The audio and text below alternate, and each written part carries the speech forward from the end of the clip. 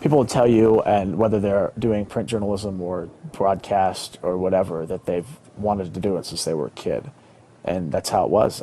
When I would watch CNN when I was in 7th grade, when everybody else was watching like some other junk.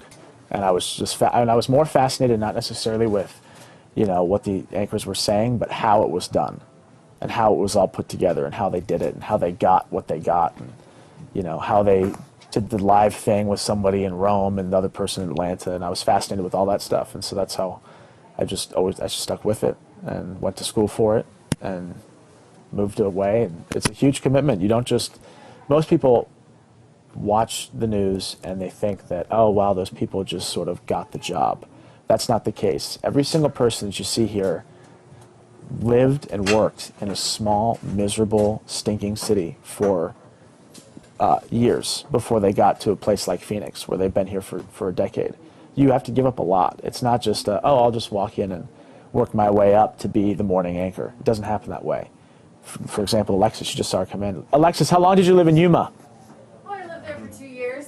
2 wonderful years? Or? Oh my God, it was the most miserable thing ever. See, and I was in Medford, Oregon for 2 years, and it was probably the worst 2 years of my life. But you know what? You learned a ton. And I left Los Angeles to move to Medford, Oregon. People thought I was nuts. You left L.A.? Manhattan Beach. Manhattan Beach? How? So she moved to Yuma, which is even more nuts. Yeah. At least the weather's nice in Oregon. Yeah. We left our families behind. We left our friends and whoever else we had, and we moved to the middle of nowhere to do this. So you really have to like it a lot. I know people who moved away and then moved back home in 3 months because they're like, what am I doing? This is crazy. But you have to really love what you do it. So that's why you'll find people in here that are very passionate, especially at this level, because you have to be able to move to Medford, Oregon, to Jackson, Mississippi, and spend those years out in the middle of nowhere without your family and without your friends. It's rough, but it's fun.